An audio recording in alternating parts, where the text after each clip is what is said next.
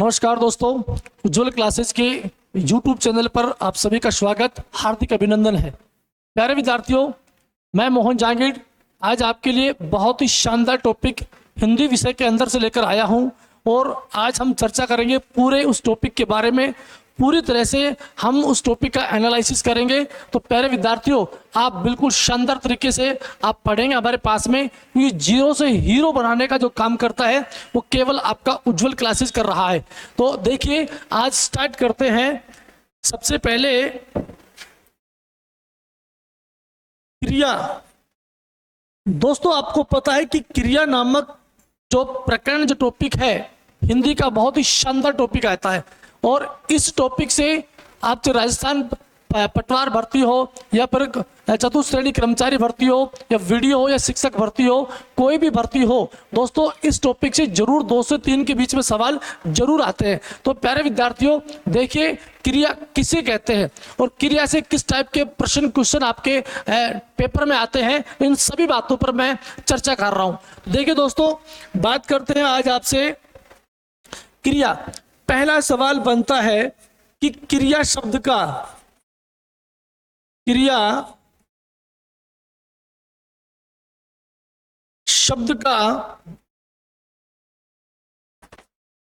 मूल एवं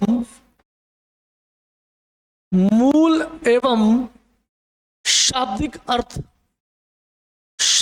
अर्थ बहुत बार, कई बार सवाल पूछ लेता है कि बताइए कि क्रिया शब्द का मूल एवं शाब्दिक अर्थ क्या होता है। तो दोस्तों बिल्कुल अपने को एक लाइन टू लाइन अपने को चलना है, बहुत ही बारीकी से अपने को पढ़ना है, ताकि आने वाले प्रत्येक प्रतियोगी परीक्षा में आपको ये बिंदु काम आएगा। तो यहाँ पर क्रिया शब्द का मूल एवं शाब्दिक अर्थ आपसे पूछता है, तो अपने को बताना है कार्य का करना या फिर कार्य का होना, या फिर किसी कार्य का होना। हाँ प्यारे विद्यार्थियों, जब आपसे पूछा जाए कि बताओ क्रिया शब्द का मूल एवं शाब्दिक अर्थ क्या होता है, तो प्यारे विद्यार्थियों आपको बताना है कि क्रिया शब्द का मूल एवं शाब्दिक अर्थ होता है किसी कार्य का करना या किसी कार्य का होना। अगर होता है तो उसे क्या बोलेंगे? क्रिया बोलेंगे। प्यारे विद्यार्थियों, यहां आपसे पूछे कि क्रिया अपने आप में कौन सा शब्द है, तो दोस्तों क्रिया विकारी शब्द है। क्रिया कौन सा शब्द है? क्रिया विकारी शब्द है। आपको पता है ना कि विकारी शब्द किसे कहते हैं? दोस्तों आपको पता है कि विकारी शब्द उसे कहते हैं कि वे शब्द जो लिंग, वचन, काल और कारण, लिंग, वचन, काल और कारक आदि के कारण जिनमें परिवर्तन एवं बदलाव हो जाता है, उसे क्या बोलेंगे? विकारी शब्द बोलते हैं। तो क्रिया अपने आप में क्या है? विकारी शब्द है। विकारी शब्द कितने होते हैं दोस्तों? 4 होते हैं। विकारी शब्द 4 होंगे। कौन कौन से? नंबर 1 तो होता है संज्ञा। कौन सा होता है? संज्ञा। 2 नंबर पर कौन सा होता है? सर्वनाम। 3 नंबर पर कौन सा होता है? विशेषण। और 4 नंबर पर जो होता है, जो क्रिया होता है। आपसे कई बार सवाल पूछ लेता है कि बताओ निम्नलिखित में से कौन सा शब्द विकारी है, कौन सा शब्द अविकारी है। तो प्यारे विद्यार्थियों, बिल्कुल अपने को विकारी शब्द 4 होते हैं। कितने होते हैं? 4 होते हैं विकारी शब्द, और इन चारों शब्दों पर पकड़ रखनी है। नंबर 1 कौन सा? संज्ञा। 2 नंबर पे सर्वनाम, 3 नंबर पर विशेषण और 4 नंबर पर क्रिया होता है। तो इन 4 शब्दों को आपको बिल्कुल दोस्तों याद रखना है।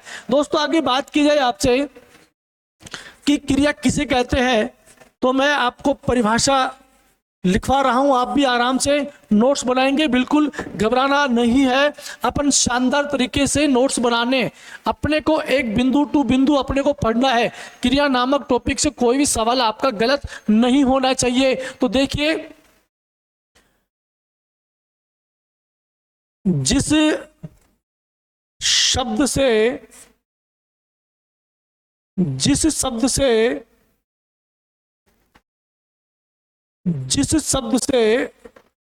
कार्य का होना या करना पाया जाता हो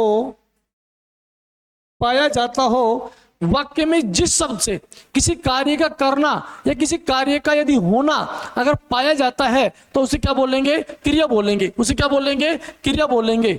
उसे क्रिया कहते हैं। उसे क्रिया कहते हैं। प्यारे विद्यार्थियों, आपको पता है कि जब किसी वाक्य में जिस शब्द के द्वारा किसी कार्य का करना या किसी कार्य का होना अगर पाया जाता है तो उसे हम क्रिया कहते हैं। क्या बोलते हैं? उसको क्रिया बोलते हैं।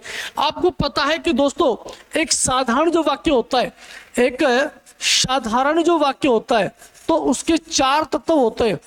एक साधारण वाक्य जो होता है तो प्यारे विद्यार्थियों उसके क्या होंगे? 4 तत्व होते हैं। नंबर 1, वाक्य में क्या होता है? कर्ता होता है। 2 नंबर पर दोस्तों क्या होता है? कर्म होता है। 3 नंबर पर क्या हो जाएगा? क्रिया हो जाएगा। और 4 नंबर पर क्या हो जाएगा? सहायक क्रिया हो जाएगा। क्या हो जाएगा? सहायक क्रिया हो जाएगा। तो दोस्तों, एक सिंपल जो वाक्य होता है, सिंपल वाक्य के 4 अंग होंगे। नंबर 1 कौन सा? कर्ता हो जाएगा। 2 नंबर पे कर्म हो जाएगा। 3 नंबर पर क्रिया हो जाएगा और 4 नंबर पर सहायक क्रिया हो जाएगा। अगर तुमसे वाक्य ये पूछ ले, अगर तुमसे ये वाक्य पूछ ले कि बताओ वाक्य का सबसे महत्वपूर्ण अंग, क्वेश्चन देखो कैसे बनेगा। मैं आपको क्वेश्चन बनाकर दिखा रहा हूं। एक अगर प्रश्न तुमसे पूछता है, प्रश्न तुमसे पूछता है, सही आपको जवाब देना है कि क्या? देखो कि वाक्य का सबसे महत्वपूर्ण अंग, वाक्य का सबसे महत्वपूर्ण अंग होता है। 4 ऑप्शन आपकी स्क्रीन के ऊपर रखे जाएंगे। नंबर 1 ऑप्शन में रखा जाएगा कर्ता, 2 नंबर पे रखा जाएगा कर्म, 3 नंबर पे आएगा क्रिया और 4 नंबर पर आएगा सहायक क्रिया। क्या आएगा? सहायक क्रिया। तो प्यारे विद्यार्थियों, अपने को ध्यान से देखना है कि अगर सवाल तुमसे पूछ लेता है कि बताओ वाक्य का सबसे महत्वपूर्ण अंग कौन सा होता है, तो वाक्य का सबसे महत्वपूर्ण अंग की तुमसे बात की जा रही है तो बिल्कुल अपने को सही जवाब देना है। तो अपने को सही जवाब क्या देना है? जवाब आपका ये रहेगा, क्योंकि क्रिया है। वाक्य का सबसे महत्वपूर्ण अंग कौन सा होता है? क्रिया होता है। इसके बगैर कोई वाक्य बन ही नहीं सकता, इसके बिना कोई वाक्य की कल्पना हम कर ही नहीं सकते। तो इसलिए प्यारे विद्यार्थियों, ये हमारा क्रिया नामक जो टॉपिक है बहुत महत्वपूर्ण बिंदु में आता है। आप स्क्रीनशॉट लीजिए आप एक बिंदु का आराम से, और हम बिल्कुल जीरो से मैं हीरो बनने की बात कर रहा हूं। आपको बिल्कुल शानदार तरीके से आसानी से समझ में आएगा आपको, ठीक है? हाँ, आराम से इसके स्क्रीनशॉट लीजिए आप।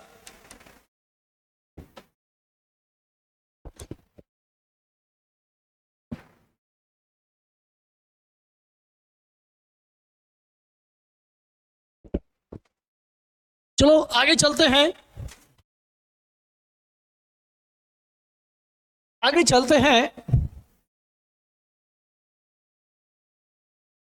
धातु। प्यारे विद्यार्थियों, आपको पता है कि धातु मुख्यतः संस्कृत भाषा में चलती है। इसमें चलती है? संस्कृत भाषा में चलती है, लेकिन अपने हिंदी भाषा में भी काम आती है। क्या कहते हैं? हिंदी भाषा के अंदर भी काम आती है। धातु किसे कहते हैं? देखो विद्यार्थियों,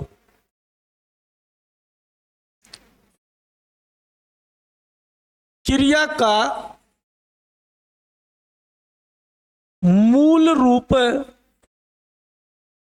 क्रिया का मूल रूप धातु कहलाता है। क्रिया का मूल रूप धातु कहलाता है। बिल्कुल, धातु किसे कहते हैं? क्रिया का मूल रूप जो होता है ना, वह क्या कहलाता है? धातु कहलाता है। दोस्तों, अब अपने हिंदी भाषा में क्रिया कैसे बनेगी? भाई ये तो आपको क्लियर हो गया कि धातुएं संस्कृत भाषा में चलती हैं।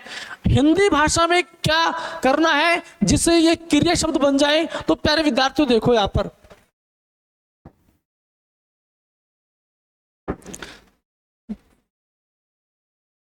क्रिया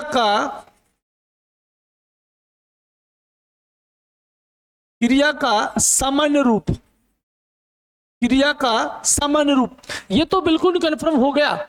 ये तो बिल्कुल कंफर्म हो गया आपको कि धातुएं संस्कृत भाषा में चलती हैं और क्रिया का जो मूल रूप होगा वह धातु कहलाता है। लेकिन हिंदी भाषा में क्रिया ये कब बनेंगी, क्या करना चाहिए अपने को, क्या जोड़ना है। प्यारे विद्यार्थियों, यहाँ से क्वेश्चन बहुत आता है कि बताओ क्रिया किसे कहते हैं, क्रिया का सामान्य रूप क्या होगा। तो देखिए मैं आपको बता रहा हूं क्रिया का सामान्य रूप धातु के अंत में, धातु के अंत में या साथ, धातु के अंत में या साथ ना प्रत्यय जोड़कर, ना प्रत्यय जोड़कर प्रयोग किया जाने वाला रूप, प्रयोग किया जाने वाला रूप क्रिया का सामान्य रूप कहलाता है। क्रिया का सामान्य रूप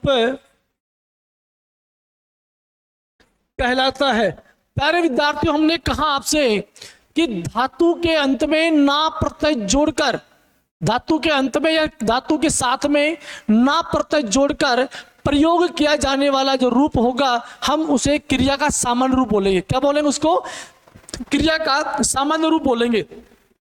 दोस्तों जैसे मान लो यहां पर मैं, ये धातु है और इसके पीछे मैं बोल रहा हूं आपसे कि अपने को ना प्रत्यय इसके अंदर जोड़ना है। ना प्रत्यय जोड़ने से सारी धातुएं हिंदी भाषा में क्या बन जाएंगी?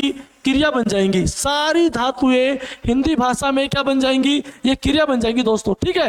तो अपने को ध्यान देना है कि धातु के अंत में कौन सा प्रत्यय जोड़ने से हिंदी भाषा में वह क्रिया बन जाती है। सवाल पूछ रहा हूं मैं आपसे, सवाल कैसा पूछा जाएगा? देखो सवाल पूछ रहा हूं मैं आपसे, सवाल यह है किस विकल्प में, किस विकल्प में, किस विकल्प में क्रिया है, किस विकल्प में क्रिया है। 4 विकल्प में दे रहा हूं आपको। सयाना, दीवाना,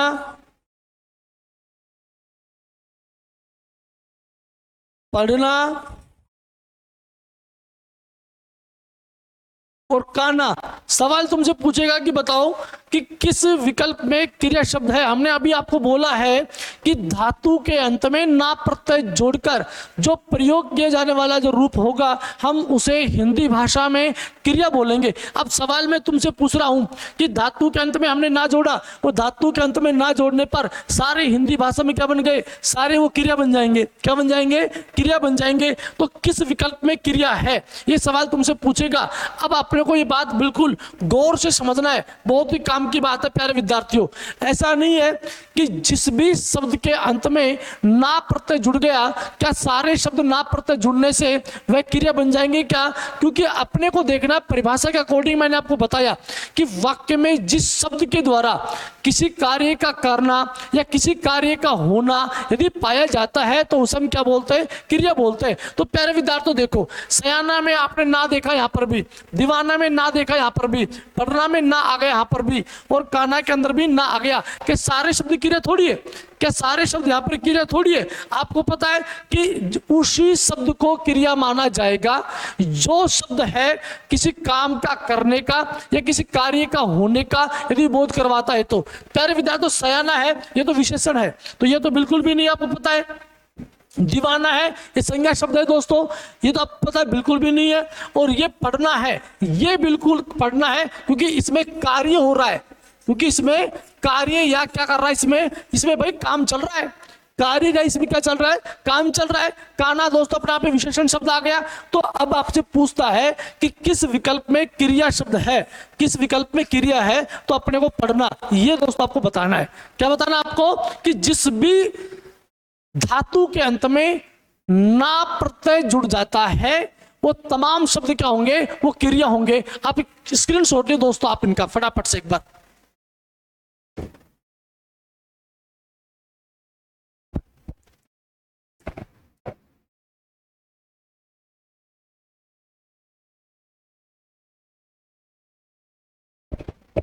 ले लिया होगा आराम से, सहज और आसान शब्दों में आपको समझ में आएगा बिल्कुल। ठीक है, रख हौसला वो मंजर भी आएगा, रख हौसला वो मंजर भी आएगा, कि प्यासी के पास चलकर एक दिन समंदर भी आएगा, मत बैठ बीच राहों में ए मेरे दोस्त, वो मंजिल मिलेगी आपको मिलने का मजा भी आएगा, मिलने का मजा भी आएगा। तो प्यारे विद्यार्थियों चलते हैं आगे, क्रिया नामक टॉपिक से आपसे बात कर रहा हूं मैं आपसे। तो देखिए यहां पर ये धातु, ये प्रत्यय और सारे तमाम शब्दों में यहां पर बनेगी हिंदी भाषा में क्रिया। तो देखिए यहां पर दोस्तों धातु चलती है संस्कृत भाषा में, बार बार कह रहा हूं मैं, चल, ये उठ, ये भाग, दौड़, खेल, पका, जीत। दोस्तों इन सब के पीछे अभी मैंने आपको बताया है कौन सा प्रत्यय जोड़ना है, सबके पीछे अपने को ना प्रत्यय जोड़ना है। और ना प्रत्यय जोड़ने से तमाम जो धातुएं हैं वो सब की सब दोस्तों क्या बन जाएंगी, वो सारी की सारी दोस्तों क्रिया बन जाएंगी। क्या बन जाएंगी, वो क्रिया बन जाएंगी दोस्तों। ठीक है, कैसे देखो, चल में ना जोड़ने से हिंदी भाषा में क्रिया शब्द कौन सा बनता है, चलना बनता है। ठीक, इससे क्या बन जाएगा, उठ में ना जोड़ा तो ये उठना बन जाएगा। ठीक, ऐसे भाग में जोड़ा तो ये भागना क्रिया शब्द बन जाएगा। दौड़ में ना प्रत्यय जोड़ने से प्यारे विद्यार्थी क्या बन जाएगा, दौड़ना बन जाएगा। क्या बन जाएगा, दौड़ना बन जाएगा। ऐसे खेल में यदि आपने ना प्रत्यय जोड़ा क्या बनेगा, खेलना शब्द दोस्तों यहाँ पर बन जाएगा। ऐसे पका में यदि ना जोड़ा आपने तो क्या बन जाएगा, पकाना बन जाएगा। ऐसे प्यारे विद्यार्थी यदि जीत में आपने ना जोड़ा क्या बन जाएगा, जीतना बन जाएगा। ठीक उसी प्रकार से आपको पता है, जैसे और भी हमारे पास में शब्द बोलूं मैं, ये उठना है, ये सोना है, ये जागना है, ये उड़ना है, ये यहां पर छींकना है, ये थूकना है, ये तमाम शब्द जो दोस्तों मैं लिख रहा हूं ना, ये सब के सब क्या है, ये क्रिया शब्द आएंगे। सब किस में आएंगे, क्रिया शब्द आएंगे। शायद आसानी से आपको समझ में आ रहा होगा कि धातु किसे कहते हैं, और धातु के अंत में ना प्रत्यय जोड़ने से क्रिया शब्द बन जाता है। आराम से शानदार तरीके से आप इसका स्क्रीनशॉट लीजिए, फिर आगे चलते हैं दोस्तों। ठीक है,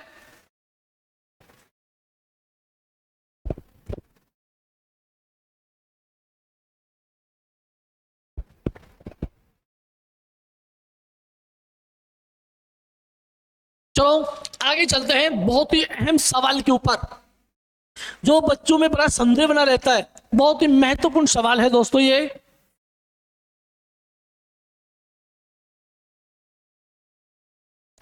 क्रिया के मुख्य प्रकार, क्रिया के मुख्य प्रकार बहुत ही अहम सवाल है। अब तक बच्चों के पास में एक पहेली बना हुआ है। ठीक, अलग अलग आप पुस्तकों में पढ़ते होंगे, और ये सवाल बहुत बार एग्जाम में पूछा भी जाता है कि बताओ क्रिया के मुख्यतः प्रकार कितने होते हैं, क्रिया के प्रकार मुख्यतः कितने होते हैं। ठीक है, तो दोस्तों देखो यहाँ पर क्रिया के मुख्यतः प्रकार कितने होंगे। क्रिया के मुख्य प्रकारों की दोस्तों तुमसे बात करता है तो अपने को 3 बताने हैं। कितने बताने दोस्तों, अपने को 3 बताने हैं। बिल्कुल, कैसे दोस्तों, देखिए यहाँ पर हिंदी भाषा में क्रिया के मुख्यतः प्रकार 3 कौन कौन से होते हैं, ये दोस्तों देखो।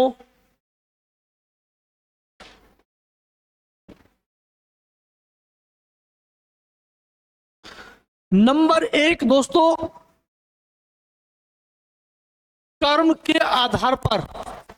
नंबर एक कौन सा होता है? कर्म के आधार पर। दो नंबर पे दोस्तों बात की जाए तुमसे, रचना एवं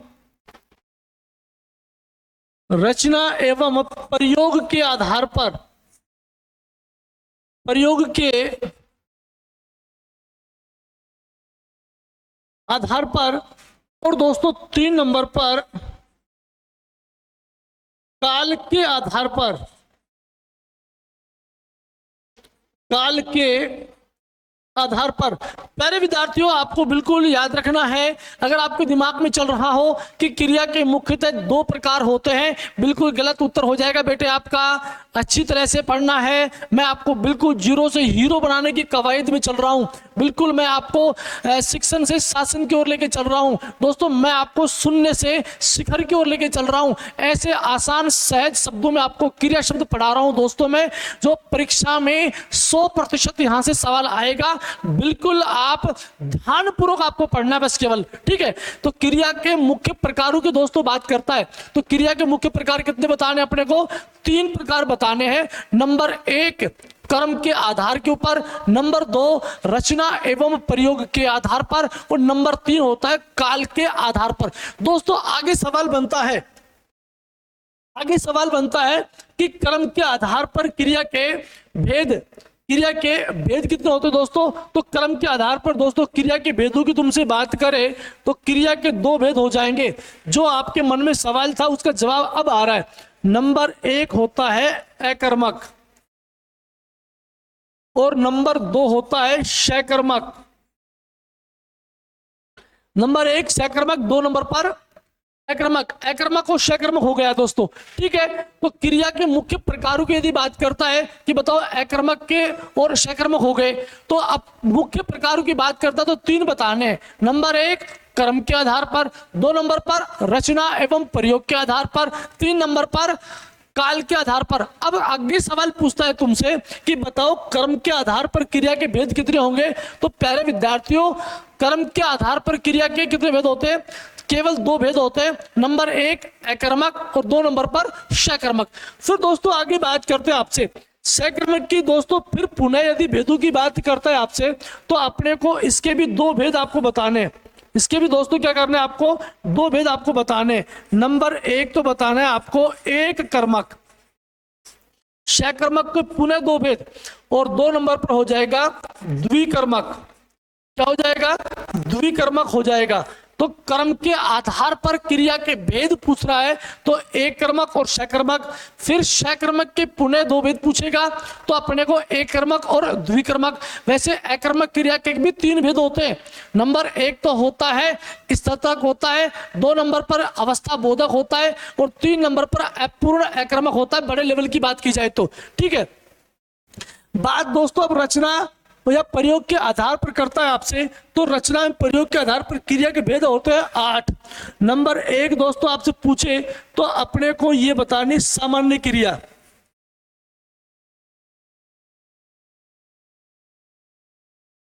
दो नंबर पर दोस्तों आपको बतानी है कृदंत क्रिया।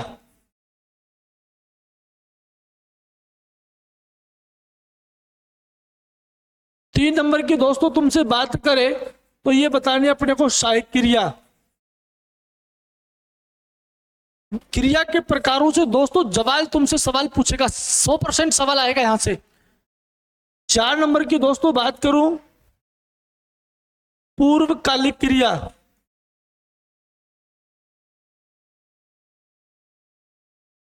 5 नंबर की दोस्तों आपसे बात करूं रचना प्रयोग के आधार पर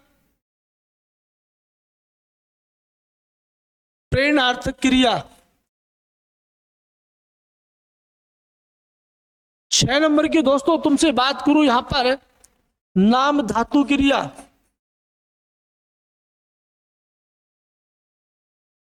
और 7 नंबर की दोस्तों यहां पर बात करूं मैं आपसे संयुक्त क्रिया।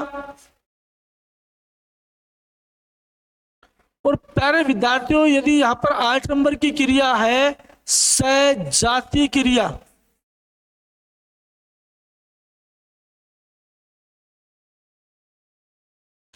अच्छी तरह से दोस्तों आपको देखना है कि रचना एवं प्रयोग के आधार पर यदि भेद पूछता है तो अपने को कितने भेद बताने हैं इसके, ये दोस्तों इसको 8 भेद आपको बताने हैं।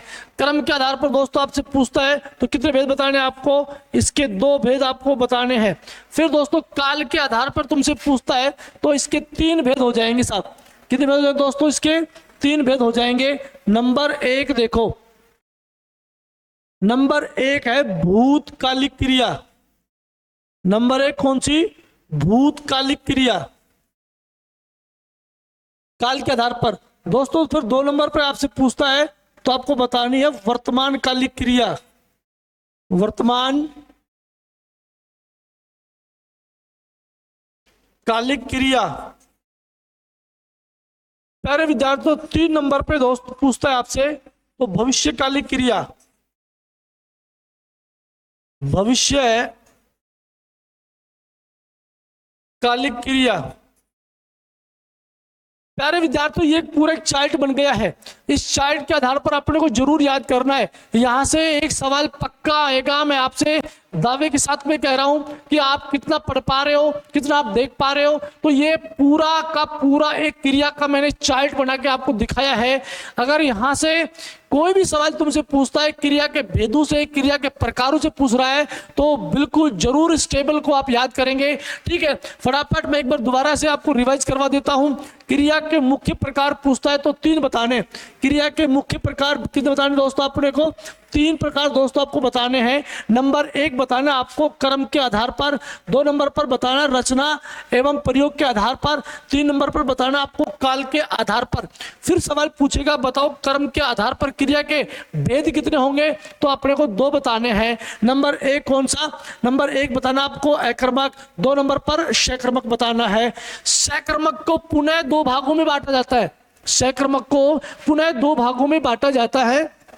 नंबर 1 तो एक क्रमक, 2 नंबर पर द्विक्रमक। फिर दोस्तों रचना एवं प्रयोग के आधार पर भेद पूछ रहा है तो अपने को 8 बताने। अपने को कितने बताने दोस्तों, अपने को 8 आपको बताने हैं। तो 8 में नंबर 1 कौन सा, सामान्य क्रिया हो जाएगा, 2 नंबर पर कृदंत क्रिया हो जाएगा, 3 नंबर पर सहायक क्रिया हो जाएगा, 4 नंबर पर पूर्वकालिक क्रिया हो जाएगा, 5 नंबर पर प्रेरणार्थक क्रिया हो जाएगा, 6 नंबर पर नाम धातु क्रिया, 7 नंबर पर संयुक्त और 8 पर सजातीय क्रिया हो जाता है। ठीक उसी प्रकार से काल के आधार पर भी यदि भेद आपसे पूछता है तो नंबर 1 आपको बताना है भूतकालिक क्रिया, 2 नंबर पर आपको बताना है वर्तमान कालिक क्रिया और 3 नंबर पर बताना आपको भविष्यकालिक क्रिया। आराम से स्क्रीनशॉट लीजिए दोस्तों और आगे चलते हैं। बहुत ही आसान शब्दों में, बहुत ही सरल शब्दों में बिल्कुल मैं आपको पढ़ा रहा हूं और इसके मैं उम्मीद भी कर रहा हूं कि आपको शानदार तरीके से समझ में आ भी रहा होगा। ठीक है, देखिए आप स्क्रीनशॉट लीजिए, फिर आगे चलते हैं दोस्तों।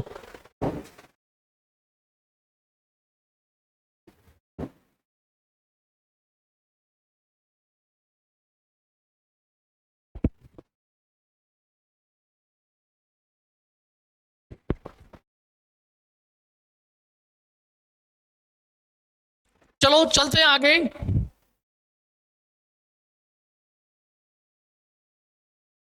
नंबर 1 कर्म के आधार पर क्रिया के 2 भेद होते हैं। क्रिया के 2 भेद होते हैं। कौन कौन से दोस्तों, नंबर 1 कर्मक क्रिया और नंबर 2 सकर्मक क्रिया। हिंदी का बहुत ही, हिंदी भाषा व्याकरण का बहुत ही शानदार टॉपिक है ये। और यहां अगर ये टॉपिक आपको समझ में आ रहा है पूरी हिंदी आपको समझ में आ जाएगी, क्योंकि इस टॉपिक से काल जुड़ा हुआ है, इस टॉपिक से क्रिया विशेषण जुड़ा हुआ है। इस टॉपिक को अगर समझ में आ गया तो आपको कारक भी समझ में आ जाएंगे। यही टॉपिक समझ में आ गया तो आपको पक्ष भी समझ में आ जाएगा। ये टॉपिक अगर आपको समझ में आ गया तो आपको वाच्य भी समझ में आ जाएंगे दोस्तों। तो अब मैं बात कर रहा हूं आपसे कि कर्म के आधार पर क्रिया के भेद एवं प्रकारों की। नंबर 1 कौन सा? अकर्मक। 2 नंबर पर कौन सा? सकर्मक। दोस्तों बात करता हूं तुमसे अकर्मक की। अकर्मक क्रिया किसे कहते हैं? और एक है आपके पास में सकर्मक क्रिया है। दोस्तों देखो यहां पर इन दोनों में, अकर्मक में और सकर्मक क्रिया में एक शब्द कॉमन है जिसका नाम क्या है? कर्म शब्द है। एक शब्द यहाँ पर कॉमन आया है और इस कर्म शब्द का आपको पता है अर्थ क्या होता है? काम होता है। काम को क्या बोलता है बताओ? कार्य बोलते हैं। कार्य को दोस्तों और क्या बोलते हैं भाई? कार्य बोलते हैं इनको। तो इन दोनों शब्दों में एक शब्द कॉमन आया। अब मैं इस कर्म के आगे ए उपसर्ग जुड़ा हुआ है। क्या जुड़ा हुआ है? उपसर्ग है। और इसी कर्म के पीछे दोस्तों आपको पता है क्या जुड़ा हुआ है? प्रत्यय जुड़ा हुआ है। क्या जुड़ा हुआ है देखो, एक तो दोस्तों ए उपसर्ग जुड़ा हुआ है जो आपको पता है ए उपसर्ग का प्रयोग किस अर्थ में आता है? अजी बिना के योग में आता है। एक दोस्तों यहाँ पर श उपसर्ग जुड़ा हुआ है। आपको पता है कि ये जो स जो उपसर्ग आता है ये किसके योग में आता है भाई? ये सहित के योग में आता है और साथ के योग में भी ये आता है। और यहाँ पर एक जुड़ा हुआ है क। क्या जुड़ा हुआ है? क जुड़ा हुआ है। क प्रत्यय का प्रयोग दोस्तों किस में आता है? वाला के योग में आता है। किस में आता है? वाला के योग में आता है। देखो एक तो अकर्मक, दूसरा हमने कहा कि सकर्मक। अब कर्म शब्द यहाँ पर क्या था? ये एक मूल शब्द है। क्या है दोस्तों? ये मूल शब्द है।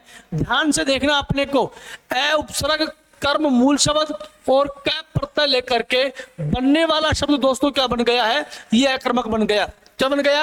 अकर्मक बन गया है। और श उपसर्ग और यहाँ पर ये कर्म मूल शब्द और क प्रत्यय लेकर के दोस्तों बनने वाला जो शब्द क्या बन गया? वो सकर्मक बन गया। यानी कि आप समझ गए होंगे कि बिना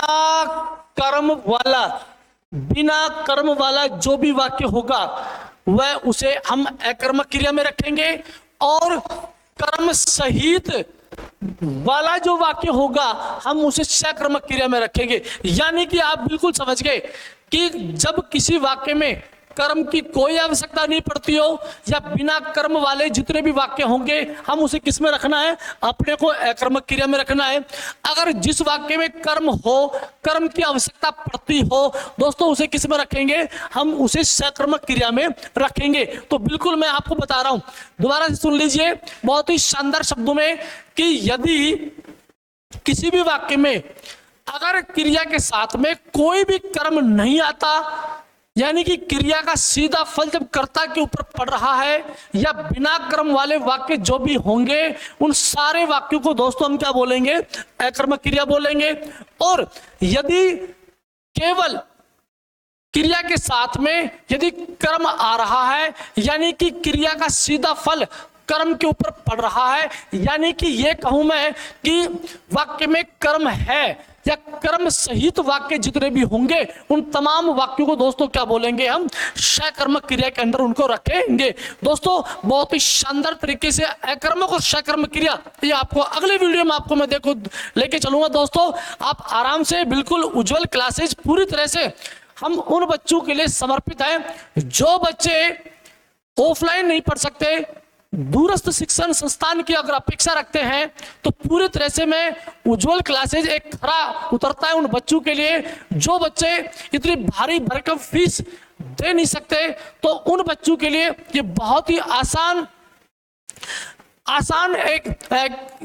शब्दों में ये कहूं मैं आपसे कि आप बिल्कुल हमसे जुड़िए और निश्चित रूप से सफलता जरूर आपके कदम चूमेगी। बिल्कुल बार बार मैं कह रहा हूं आपसे, इसलिए दोस्तों आप अगले वीडियो देखना बिल्कुल ना भूलें क्योंकि अकर्मक और सकर्मक क्रिया बहुत ही शानदार ट्रिक के साथ में मैं बार बार बता रहा हूं आपके कि बहुत ही शानदार मैं ट्रिक के साथ में दोस्तों पढ़ाने वाला हूं। एक भी प्रश्न आपका बाहर नहीं जाएगा दोस्तों। बिल्कुल अब मुझे आप इजाजत दीजिए।